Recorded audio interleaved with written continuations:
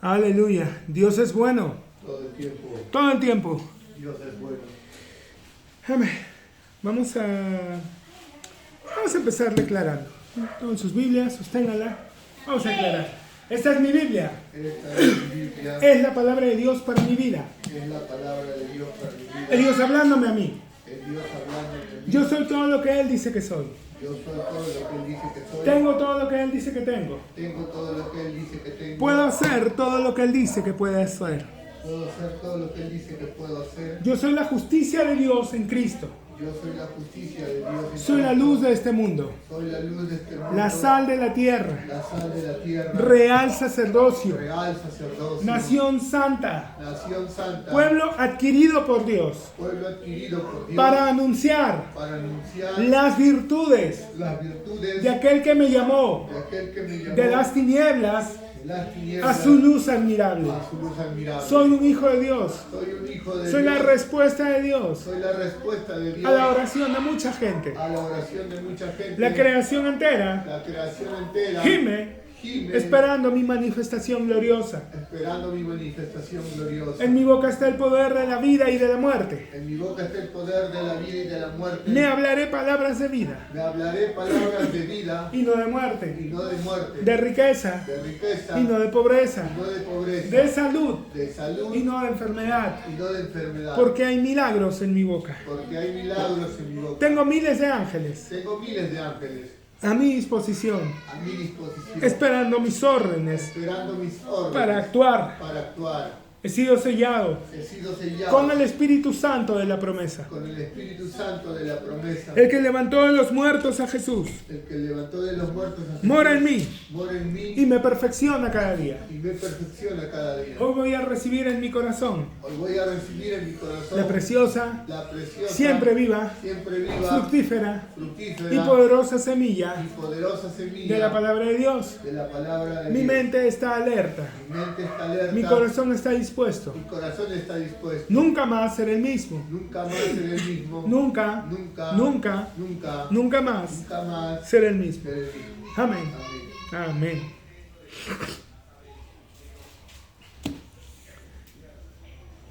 Romanos capítulo 14, versículo 22. ¿Tienes tu fe? Tenla para contigo delante de Dios. Bienaventurado el que no se condena a sí mismo en lo que aprueba. Esta es la razón, una de las razones por las cuales muchos hombres de Dios, siendo de escuelas muy diferentes y a veces de escuelas en las que se oponen en muchos puntos unas con otras, sin embargo, suelen tener un fluir similar. Más allá de la doctrina que puedan tener, es la comunión al final. La unción al Espíritu es el mismo. Entonces, tú escuchas a un bautista con unción y no va a ser muy diferente lo que él enseñe con lo que enseñe un pentecostal con unción.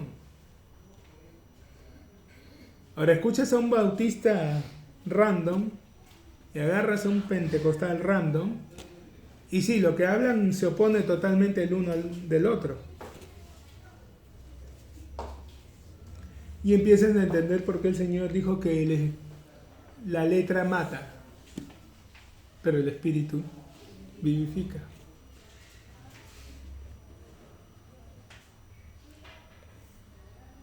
Hay dos palabras en la Biblia que se utilizan que han sido traducidas como palabra, propiamente dicha. Una es logos y otra es rema. Y logos se refiere a toda la palabra. Ahora, si lo entiendes,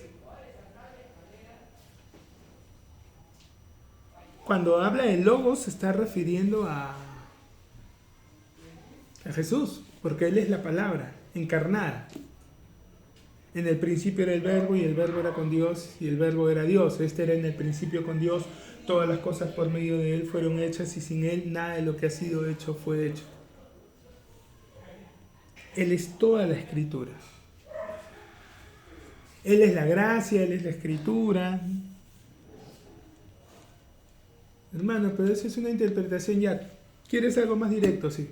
Encamínalos en tu verdad. Tu palabra es verdad. Dijo eso, ¿ok? Revisen el Evangelio de Juan, la parte donde está orando por los discípulos. Encamínalos en tu verdad. Tu palabra es verdad. ¿Y qué dijo en cierta ocasión de sí mismo? Yo soy el camino, la verdad. Entonces, si A es igual a B y B es igual a C, A es igual a C, ¿no es cierto? Si Él es la palabra y la palabra es verdad, Él también es la verdad. Él es la palabra. Si Él es la verdad y la palabra es verdad, Él es la palabra. El logos. Pero cuando habla de los creyentes, cuando dice que la fe viene por el oír y el oír por la palabra, no usan la palabra logos, que uno podría decir la fe es por el oír y el oír Jesús. Usan la palabra rema, que rema se refiere a la palabra hablada, o sea, a lo puntual, a lo preciso, no a todo, sino a una parte específica. La fe es por el oír y el oír por el rema de Dios. Entonces, si bien nosotros tenemos una comunión y debemos hacer que todo este logos sea sembrado en nosotros, no os conforméis a este siglo, sino transformados por medio de la renovación de vuestro entendimiento. Esto hay que meterlo. Esto es como tú vas y te compras una computadora, la mejor computadora que encuentres, con la mejor tarjeta gráfica, con un SSD, no un disco duro, sino un disco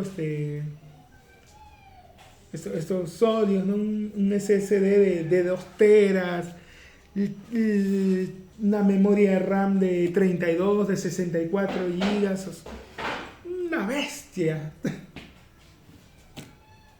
Pero no te va a servir de gran cosa si no le descargas los programas que necesitas. Esa computadora tiene toda la capacidad para hacer maravillas, pero tiene todo el hardware, toda la parte física, pero si no le descargas el software, los programas, para que los ejecuten, no te va a servir de mucho.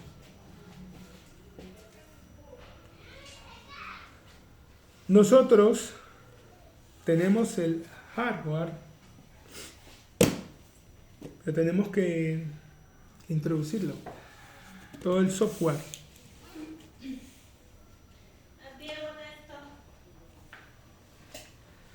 Han practicado un poco de computación y si no lo han hecho, lo han visto. ¿Han visto a los programadores? La pantalla es negra, las letritas son verdes, amarillas o blancas, y ellos están ahí simplemente escribiendo códigos.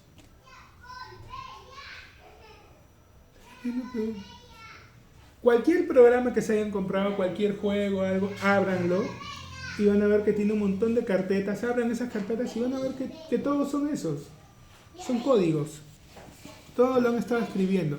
Esos códigos son los que luego crean las imágenes, crean las funciones, crean todo. Nosotros tenemos que programar todo este código aquí. Obviamente, no es algo que lo van a hacer en minutos. No empiezan a crear un programa y lo completan en una semana. se toman su tiempito. Porque son letras, signos, y si se equivocan en uno tienen que corregirlo y volver.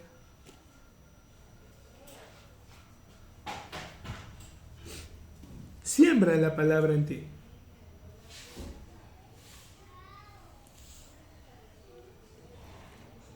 Bienaventurado el que no se condena a sí mismo en lo que aprueba. Miren, yo nunca soy de decirle a las personas que si van a ir a un lugar, que si van a escuchar a alguien. Entre muchas cosas, porque conmigo tampoco nunca lo hicieron. El pastor con el que he crecido, persona bastante abierta en ese aspecto. No era que, hermano, la iglesia Agua Viva está trayendo a Marcos Witt, vamos a ir. No, pero tengan cuidado porque ellos están con los geos. No, nunca había un pero, nunca había nada de eso. O están viniendo el hermano Kenneth Copeland, sí, pero miren, nunca hubo nada. Ah, ya, sí, yo de repente voy. Más bien decir, de repente también voy a ir. Nunca había un miedo ni nada porque él estaba muy seguro también de qué es lo que nos enseñaba. Y sabía muy bien de que difícilmente íbamos a encontrar una palabra similar. Y sí es cierto. Sí es bien cierto. Y también porque el hecho de que tuviéramos una buena base, cualquier marcianada, cualquier cosa rara, cualquier error por ahí, rápido lo detectábamos. Esto no cuadra. Pero hay algunos hermanos que no tienen una buena base a veces. Desgraciadamente, y esto es algo en verdad triste, desgraciadamente en la mayoría de iglesias, la mayoría de creyentes no tienen una buena base. ¿Y a qué me refiero con una buena base? ¿Cuál es el cimiento? Es Cristo.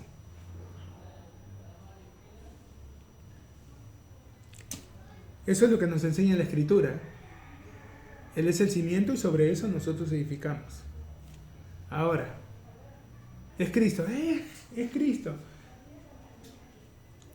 La gente usa ese término, el hermano Kenneth Copeland dice, lo usan como si fuera el apellido de Jesús y a veces no se dan cuenta de lo que están hablando. Porque usan la palabra Cristo, se definen como cristianos, pero a la hora de hablar del poder de Dios, a la hora de hablar de milagros y de cosas por el estilo, no, eso era para otro tiempo, no, es que eso sí, eso, o sea, tratan de razonarlo, de darle la vuelta y todo. Es absurdo, porque si estás usando la palabra Cristo, te estás refiriendo a la traducción griega de Mesías, que significa el ungido, que hace alusión a la unción, y la unción es el poder de Dios, es el bautismo del Espíritu Santo con que seríamos bautizados para dar testimonio, un testimonio eficaz. El Evangelio, amados hermanos, nunca fue pensado por Dios como solamente palabras que se iban a hablar. Desde el principio, el Evangelio, lo que le dio fuerza, lo que atrajo a las multitudes, fue el poder. O sea, no nos hagamos los tontos. La misma palabra lo dice. No es que, hermano, pero usted cómo sabe. La misma palabra lo enseña así. ¿Por qué venía la gente? Por los milagros. Venían trayendo enfermos y venían trayéndole a sus enfermos y venían trayendo. Ya ni hablar cuando les dio de comer. Cuando les dio de comer, la misma palabra te dice que después que les dio de comer no se le despegaron y él más bien se los tuvo que sacar. Porque ya no se le despegaban. Porque esas 20,000 personas lo estaban siguiendo de aquí para allá. No dice en qué ocasión, porque esto de la multiplicación, por lo menos, fue en 2 ocasiones. Algunos dicen que 3, pero bueno, por lo menos fueron 2 en que hizo esta multiplicación.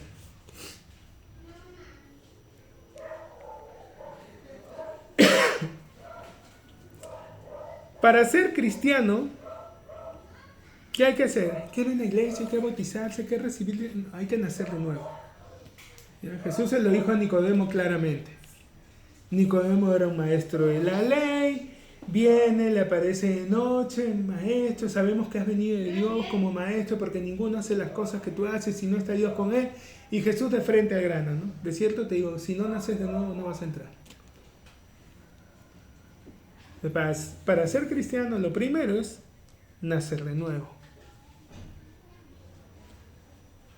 Para todos. Todos lo necesitamos. Y al nacer de nuevo, empiezas a crecer. Vas alimentándote de la palabra, vas aprendiendo a caminar. Al aprender a caminar, como a cualquier niño, te vas a caer. No una, no dos, no tres, no cuatro, no cinco, cientos de veces. Pero ningún niño dejó de intentarlo porque se caía, ¿no? Sí, pero eso es porque éramos niños y no nos dábamos cuenta. Bueno, más grandecitos aprendimos a montar bicicleta. ¿Quién no se ha caído montando bicicleta? Yo me saqué la mugre un montón de veces. Pero un montón. Porque iba por la pista que está afuera y que era en bajada y en ese tiempo estaba peor. Estaba rota, todo, y había un arbusto de avispas ahí. A veces me desviaba y me estrellaba contra el arbusto y me andaba sacando la mugre todo el tiempo. Pero me levantaba, me secaba las lágrimas, me limpiaba la sangre y iba y volvía a subirme. ¿Por qué? El miedo a equivocarse, a fallar. ¿Saben quiénes son las únicas personas que nunca se equivocan en algo? Los que nunca hacen nada. Son los únicos que nunca se van a equivocar.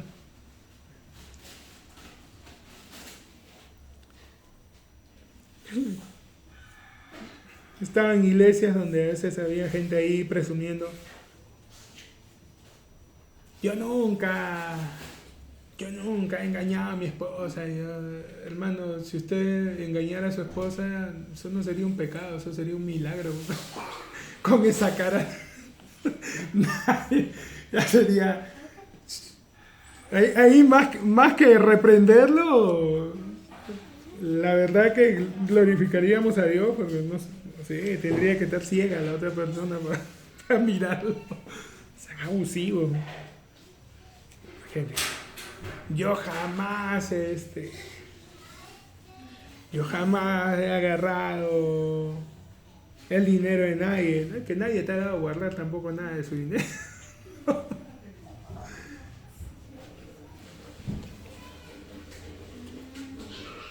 Los únicos que no fallan son los que nunca lo hacen, los que nunca intentan. Son los únicos que no se van a equivocar. Edison se equivocó. Fueron miles, ¿no? Antes de hacer la envía. Y cuando lo entrevistan, pues la periodista le dice, cuando finalmente lo logra, le dice a usted, fracasó más de 1000 veces. ¿Cómo hizo para no rendirse, ¿no? Para seguir intentando? Él la miró. La señora le dice, perdón, yo no he fracasado más de 1000 veces. Yo descubrí más de 1000 formas cómo no se hace. También que Edison tenía uno... Hay una leyenda respecto a Edison, que hoy en día en el área científica es visto como un villano, porque muchas cosas que hizo y todo perjudicaron a otro gran científico llamado Nikola Tesla.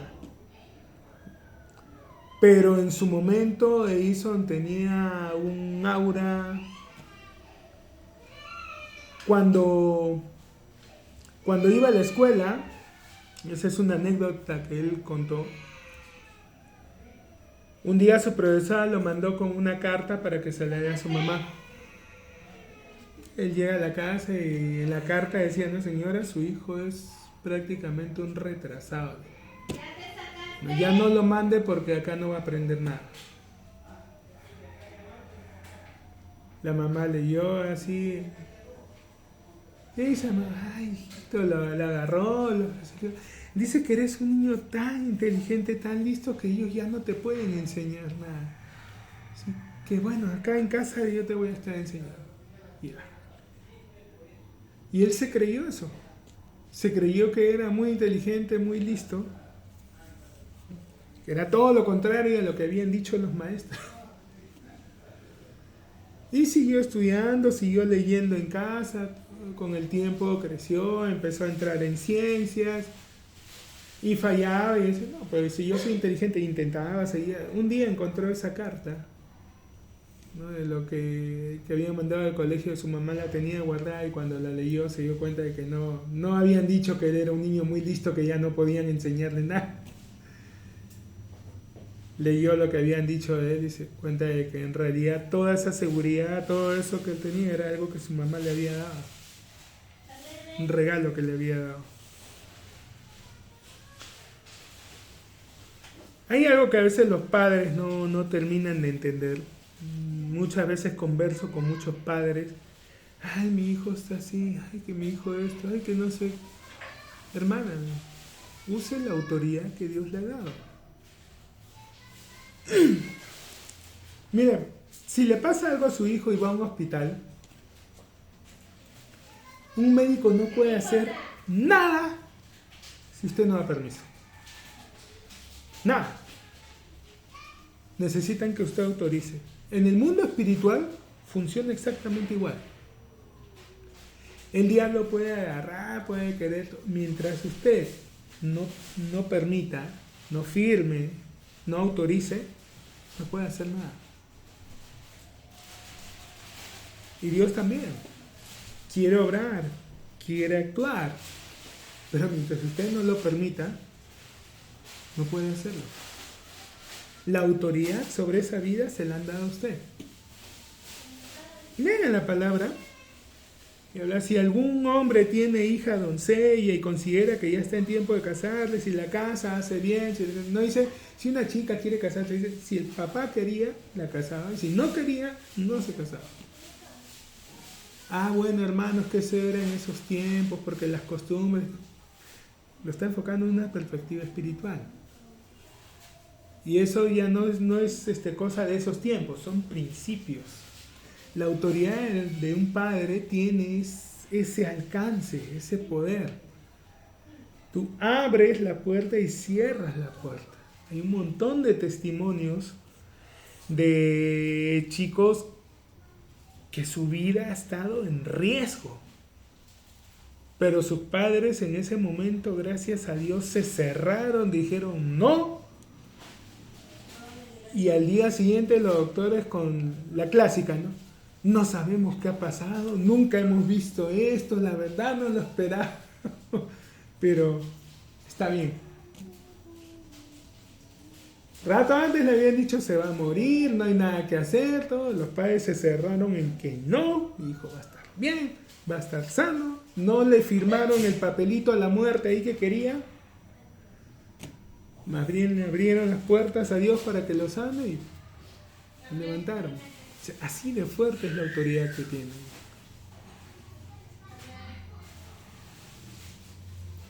Cuando yo estaba chico no hablaba.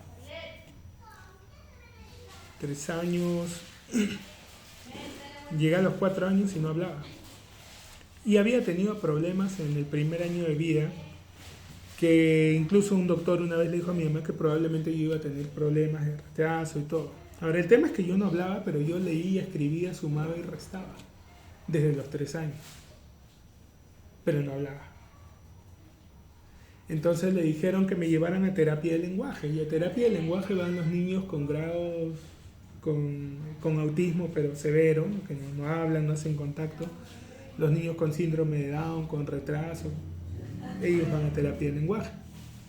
Y entonces a mí me estaban mandando ahí y los doctores empezaban a analizar para ver cuál era el problema, ¿no? Eso es hace 43 años. Entonces, en ese tiempo, respecto a los temas de autismo, a todo esto de neurodivergencias, de TDAH, hoy se sabe mucho más que hace 40 y tantos años. En ese entonces sabían que habían estas cosas, pero me parece que no se percataban todavía que una persona podía tener más de una, o lo llaman neurodivergencia. Entonces, si no cuadraban un diagnóstico, probaban en el otro, y si no en el otro, pero trataban de que encaje en alguno de esos. Como ya estábamos yendo a la iglesia, las hermanas le decían a mi mamá le decía que, bueno, habían estado haciendo unas pruebas y estaban viendo un tema que probablemente era un tema de autismo. Y mi mamá decía, ¿qué significa eso? Bueno, si él tiene autismo, va a tener este problema, va a tener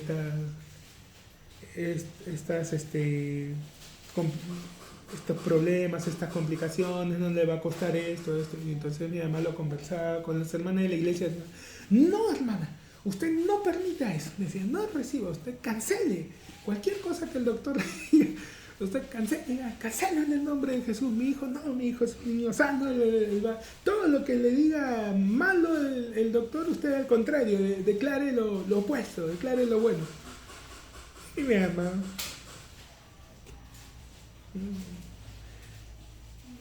tal como le decían, salíamos de ahí el doctor, en el nombre de Jesús, tú eres un niño sano, tú puedes hablar, tú puedes esto, tú puedes el otro. Y empezaba a declarar. Y empecé a hablar. Y entonces a la siguiente semana, cuando íbamos ya para hacerme otras pruebas para confirmar, ya no cuadraba, ya no había ese problema. Decía, no, entonces debe ser esto. Y nunca llegaron a diagnosticar nada, porque cada vez que lo iban a confirmar ya no había esa complicación.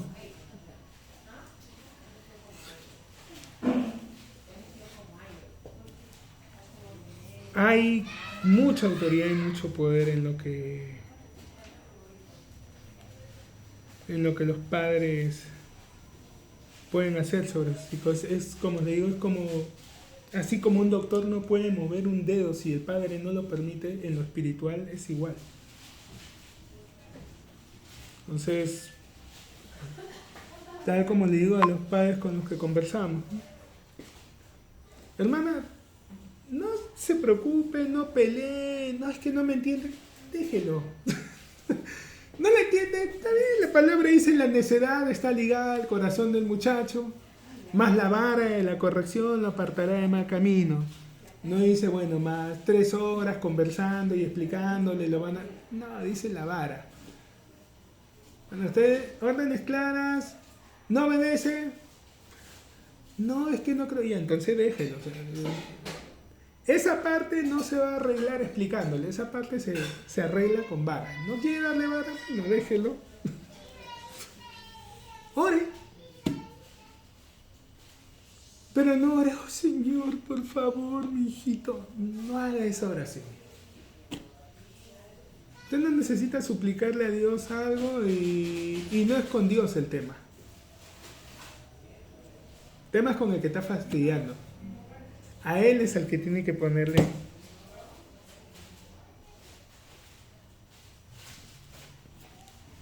Así como cuando se enoja, ¿no? Y quiere agarrar y reventar, ya. Enójese, moléstese, y así molesta, enojada, háblele. ¿No me doy cuenta? Esa parte en la que dice en la escritura, no se ponga el sol sobre vuestro enojo, ni deis lugar al diablo, ¿no? Airaos, pero no pequéis. no se ponga el sol sobre vuestro enojo, ni deis lugar al diablo. ¿Por qué cuando está hablando de la ira y de enojarse, ahí nomás aparece Satanás? ¿Por qué Dios no nos quita la ira y el enojo en cuanto nacemos de nuevo? Si es una emoción que nos expone a pecar. Jesús dijo, oíste que fue dicho, no matarás, mas yo os digo, cualquiera que se enoja contra su hermano y es culpable. Es culpable de homicidio. Entonces, Señor, ¿por qué me dejas esto que me expone a pecar de una manera tan fea? Porque esa emoción no es para tratar con tu prójimo, es para tratar con él. Aprovecha cuando estés enojada, ponte a reprender. Y cuando vayas a reprender, moléstate, enójate, acuérdate de cosas así, en ese tono, con ese ánimo, dirígete a él. En el nombre de Jesús, tú te largas. No te quiero ver cerca. Mi hijo, fuera. Con enojo, aprovechalo. Cuando hay un perro que está haciendo algún desmadre, si tú vas y le dices, perrito, no rompas las bolsas de basura. No, deja ahí. Mira, va a seguir ahí. No te va a hacer caso, te va a ignorar absolutamente. Pero si así le dices, ¡ay! ¡Sal ahí! Se va. O sea, el tono de voz,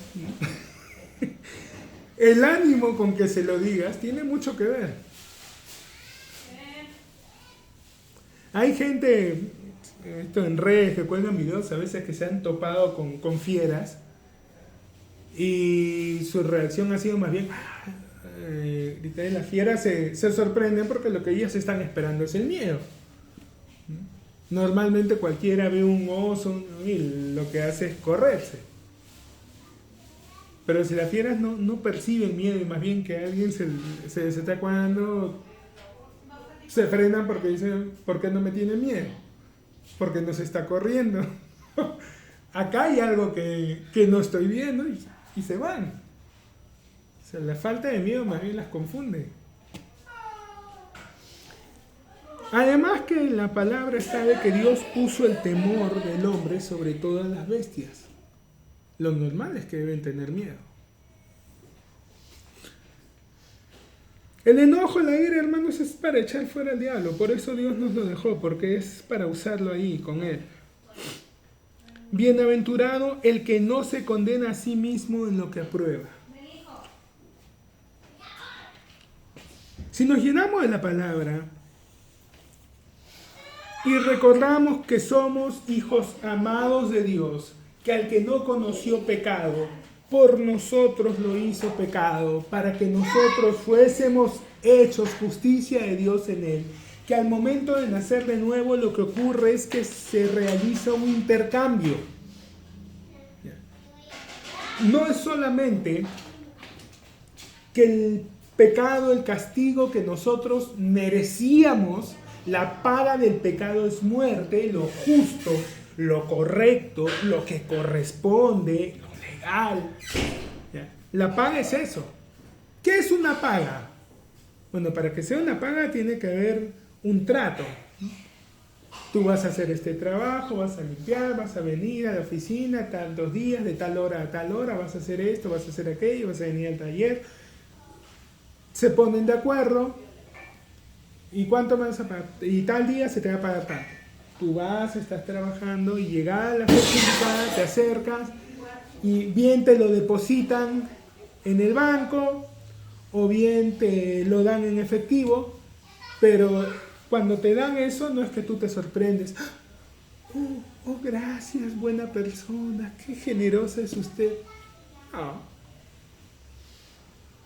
Es lo que se acordó. Es lo correcto. Y es más, tú cuentas con eso desde días antes. Tú dices, ok, esto me va a servir para pagar tal cosa, me voy a comprar esto, aquí voy a administrar así, así, así. Ya lo tienes en un presupuesto. La paga, lo que nos ganamos, lo que nos corresponde, lo que nos merecemos por pecar, es morir. Entonces, ¿por qué la gente se sorprende tanto cuando pasa? ¡Ay, no! ¿Por qué? Porque pecó. Según la Biblia fue por eso. La paga del pecado es muerte. Mas la dádiva, el regalo, lo que no te mereces, lo que no te ganaste, lo que no dice nada de ti. La paga dice de ti, dice que cumpliste, que realizaste y que se te está entregando esto porque es tuyo, te lo ganaste, te lo mereces. Pero el regalo habla de quien lo da. Cuando hay esas bodas así en provincias que a veces les regalan casas, les regalan camiones, ¿no? Cuando salen así que le están regalando algo, lo último en lo que yo me estoy fijando es en la pareja, en el que está recibiendo el regalo. A quien yo estoy mirando es al que lo está dando. Porque el regalo habla de quien lo está dando, no de quien lo recibe. Porque si hablara de quien lo recibe, entonces nadie le regala un par de medias, que también hay gente que le regala un par de medias. Todos le regalarían puros autos y camiones. Pero no todos lo hacen, solo es uno. Entonces, no es que este se lo merezca, es que el otro puede y quiere y ese es su aprecio. Entonces, habla más de quien lo da, la dádiva de Dios, el regalo, lo que no nos ganamos, lo que no nos merecemos, lo que Él en su gran corazón nos da es vida eterna en Cristo Jesús. Ahora, el intercambio es que nosotros no merecíamos muerte. Y Él tomó la muerte por nosotros. Pero no quedó allí, porque la mayoría de creyentes solo se quedan con esa parte. Ahí Él murió por mí. Sí, pero ahí no acaba el intercambio, porque ya Él murió por ti y tú te quedas ahí en el aire. No. Él tomó tu lugar en la cruz, pero a ti se te puso en la posición en la que Él está delante de Dios. El intercambio fue completo. ¿Crees que Él murió en la cruz? Entonces tienes que creer con la misma certeza y con la misma intensidad que tú estás delante de Dios ocupando su lugar. Y eso está en la palabra también. Nos hizo sentar en los lugares celestiales con Cristo Jesús. Y claro, si somos parte de su cuerpo. Estamos a la diestra del Padre. Sí, cuando partamos a su presencia. No dice eso, dice que ya estamos ahí.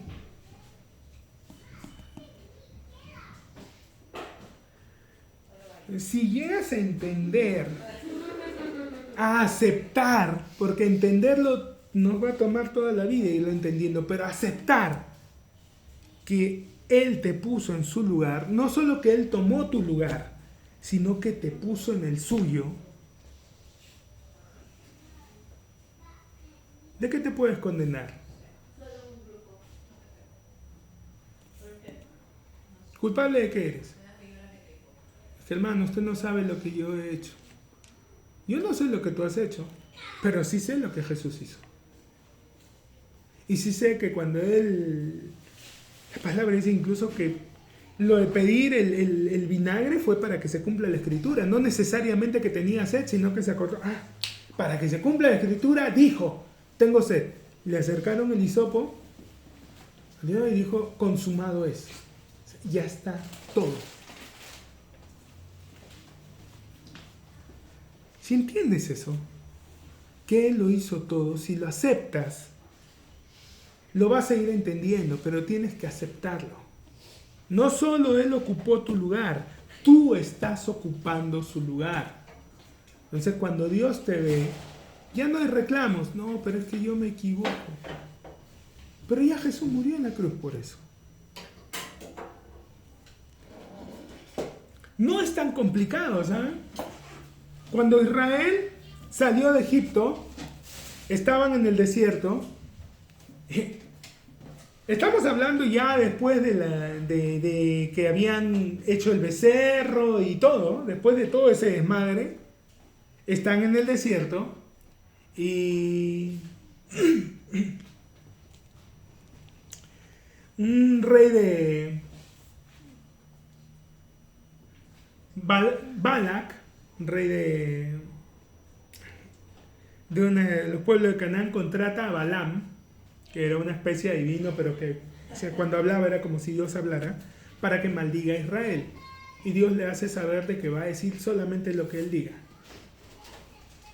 Entonces lo lleva a un lugar y Balaam empieza a bendecir a Israel. Y Balaam le mira, oye, o sea, ya que no los maldices, pero tampoco los bendigas, pues, ¿no? Pero yo te advertí de que iba a decir solamente lo que Dios me dijera. Ya, bueno. Ya, entonces vamos por otro lado, porque, o sea, el razonamiento de Balak no estaba del todo errado. Decía, de repente, qué piña, los traje justo al lado donde están los mejores, los que se portan bien, los más consagrados, los más santos. Y qué fregado, los traje por acá. Vámonos por otro lado, porque por algún lado debe haber algún desgraciado. Por algún lado están los relajados, los malos. Y ya por ahí sí los maldicen. Pero lo lleva a otro lugar y Dios le dice algo. Le dice que Él no ve maldad en Israel. Y ahora esta palabra es precisa. No dijo que no hubiera maldad en Israel, porque eso hubiera sido mentira. Porque todo desgraciado, claro que había maldad.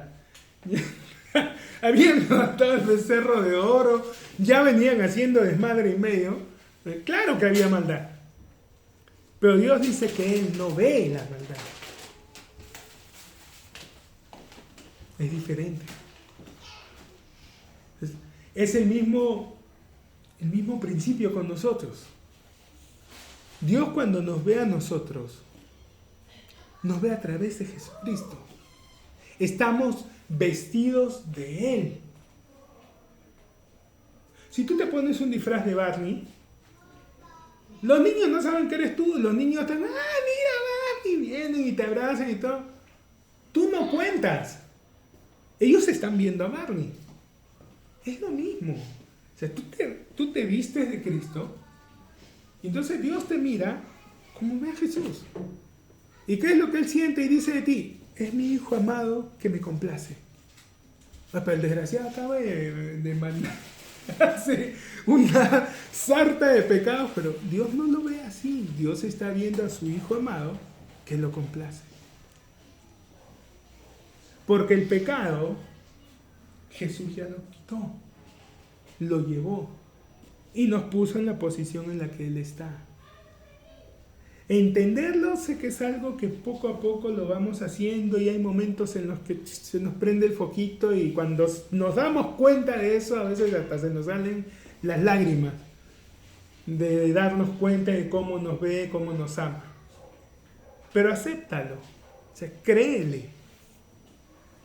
¿Puedes creerle? ¿Cuántos creen de que Él murió en la cruz por nosotros? ¿Cuántos están convencidos de eso? ¿Cuántos realmente lo creen? ¿O alguien piensa de que no, de repente se tomó unas hierbitas y no murió, como dicen? ¿Cuántos creen que murió en la cruz por nuestros pecados? Bueno, cree de la misma forma que Dios te ve, como lo ve a Él. En la misma posición, de la misma forma. Créelo. Tal vez no lo entiendas, pero créelo. Y cuando puedes creer eso, y el diablo viene y trata de acusarte,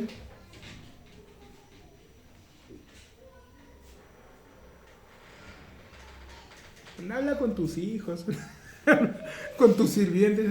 No tengo nada que hablar contigo.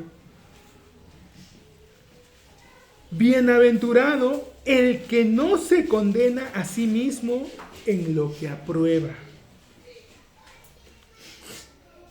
Hermano, es que yo me equivoqué y yo pienso que tú quién eres que juzgas al criado ajeno. ¿Tú te has llamado? En algún momento Dios me despertó con eso y decía, Señor, pero yo te fallo, yo ya debería ahorita estar en otra...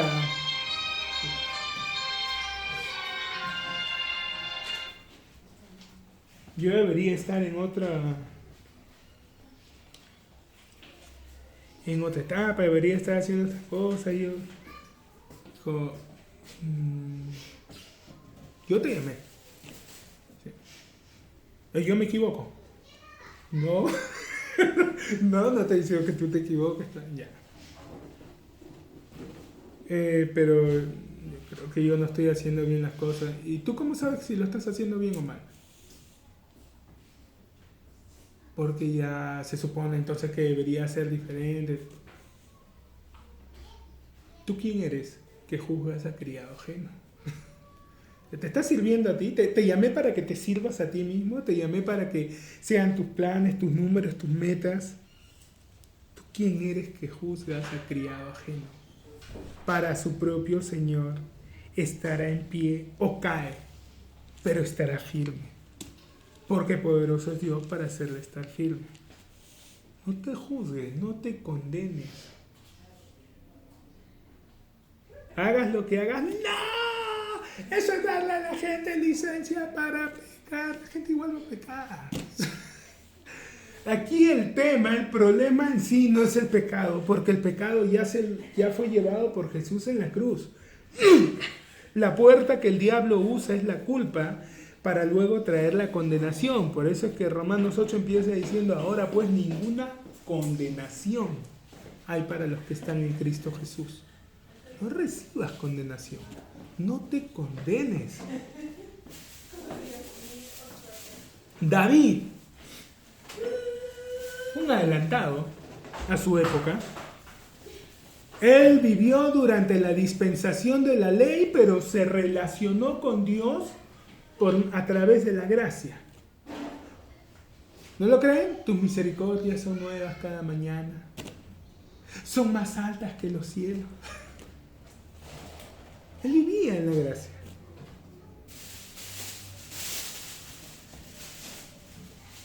Un día, cuando los reyes salen a la guerra, él se quedó en su palacio, salió a pasear, por un balcón vio algo. Quiero ver. Una mujer bañándose, una mujer hermosa, la hizo llamar, estuvo con ella. Después la mujer resulta embarazada, se lo dice.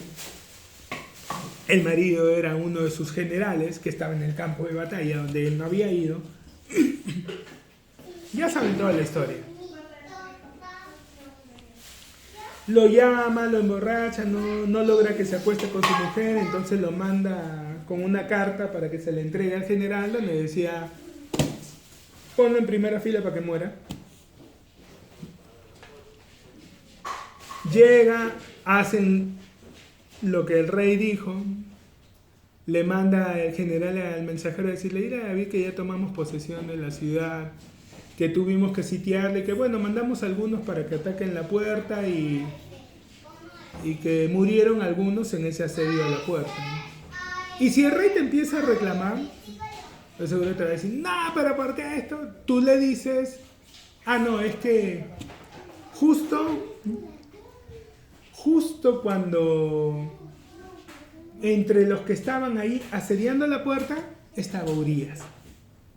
El mensajero llega y le dice, rey, tomamos la ciudad, tuvimos que asediar la puerta y bueno, murieron algunos y el rey, ¿pero por qué hicieron eso? ¿Qué acaso no saben la historia de que pasó? Que asediando una puerta, una mujer tiró una piedra y lo mató. Sí, rey, pero entre los que murieron asediando la puerta estaba Urías. Bueno, uno nunca sabe dónde caerá el ángel de la muerte.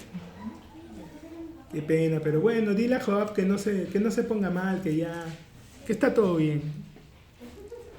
Pasa el tiempo, se casa, nace el niño, viene Natán y le cuenta una parábola. El caso es que después de que ocurre todo, David escribe el Salmo 51. Es el salmo que él escribe después de que lo confronta Natán por su pecado. Tú no ves a un hombre arrastrándose. En su momento, claro que se arrastró, claro que le dolió. Pero ya cuando escribe el Salmo 51, él está hablando a Dios. Empieza diciéndome, lávame en serena blanca. Pero luego termina diciendo, yo le enseñaré a otros ¿Tú estás para enseñarle a alguien? ¿En serio, después de lo que has hecho? No estás para enseñarle a nadie. ¿Lo han leído? Salmo 51. He aquí que en maldad he sido formado, verso 5, y en pecado me concibió mi madre. He aquí tú amas la verdad y en lo íntimo y en lo secreto me has hecho comprender sabiduría. Purifícame con hisopo y seré limpio, lávame y seré más blanco que la nieve. Hazme oír gozo y alegría y se recrearán los huesos que has abatido.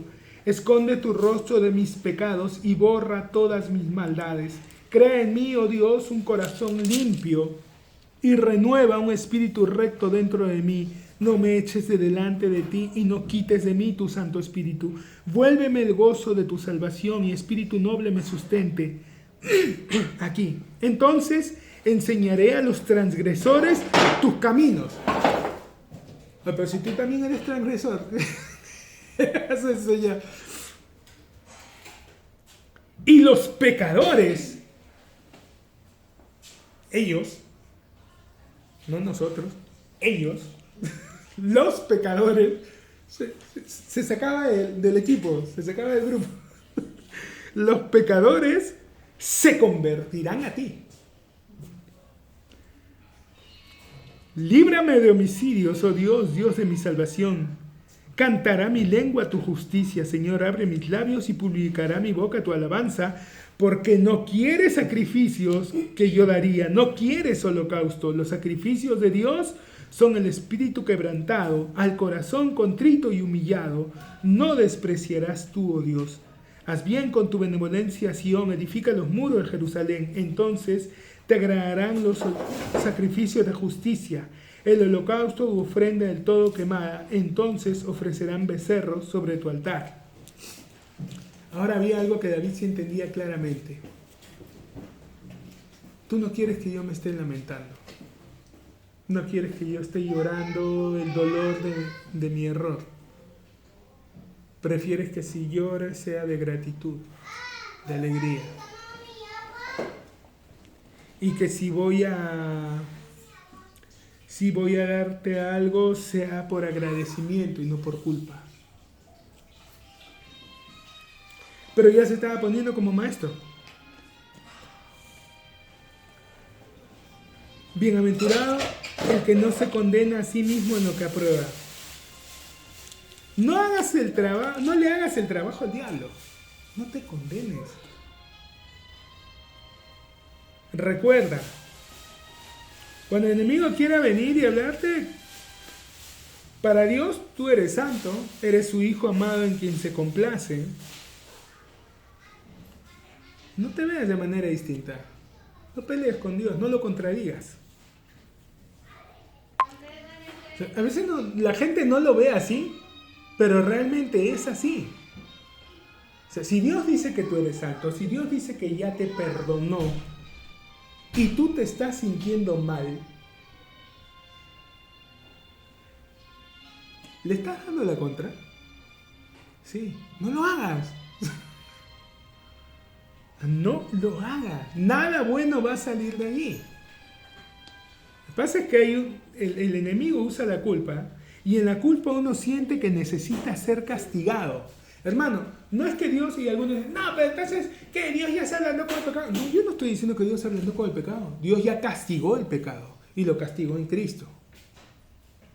El tema de que tú no aceptes culpa, condenación ni nada, no es porque tú seas solamente un fresco, sino que tú estás dándole el valor correcto al sacrificio que hizo Cristo en la cruz. Porque si a lo que hizo Cristo en la cruz tú le tienes que añadir un poco más de ti, de dolor propio, de todo, no fue suficiente, pues. Y si te pones a pensarlo, eso ya está al borde de la blasfemia. No solo que sea un fresco, es que realmente creas y aceptes y vivas en todo lo que Él dispuso para ti. Bienaventurado el que no se condena a sí mismo en lo que aprueba, pero el que duda sobre lo que come es condenado porque no lo hace con fe y todo lo que no proviene de fe es pecado. Y si la fe es por el oír y el oír por la palabra de Dios, cualquier cosa que tú hagas, pero a partir de las palabras de alguien más, en este caso el enemigo, y la condenación no es algo que Dios va a usar. Desde el momento en que haya culpa o condenación, ten por seguro que es el diablo. Si Dios te va a hablar de una forma, no, pero Dios en algún momento tiene que hablarme. ¿Cómo? ¿Quieres saber cómo te puede reprender Dios o cómo te va a hacer reaccionar? ¿Cómo lo reprendió a David? Dijo, tú, cucaracha, ¿cómo haces? Yo te saqué de las pasturas, de detrás de las ovejas. Te di la casa de tu Señor. Te di las mujeres de tu Señor para tu gozo. Si te hubiera faltado, me hubieras pedido y te habría dado más. ¿Por qué hiciste esto? Sientes como... No necesita acusarte, no necesita decirte nada. Como una te va a tirar al suelo. No necesita condenarte. No va a usar condenación. Si viene condenación, culpa, por cierto, es Satanás hablando. No lo recibas, no lo escuches. Así que los que somos fuertes debemos soportar la flaqueza de los débiles y no agradarnos a nosotros mismos. Cada uno de nosotros agrade a su prójimo en lo que es bueno para edificación, porque ni aun Cristo se agradó a sí mismo. Antes bien, como está escrito, los vituperios de los que te vituperiaban cayeron sobre mí. Porque las cosas que se escribieron antes para nuestra enseñanza se escribieron a fin de que por la paciencia y la consolación de las Escrituras tengamos esperanza. Pero el Dios de la paciencia y de la consolación os dé entre vosotros un mismo sentir según Cristo Jesús, para que unánimes a una voz glorificéis al Dios y Padre de nuestro Señor Jesucristo. Por hoy vamos a dejarlo ahí, continuamos la próxima semana. Bendiciones.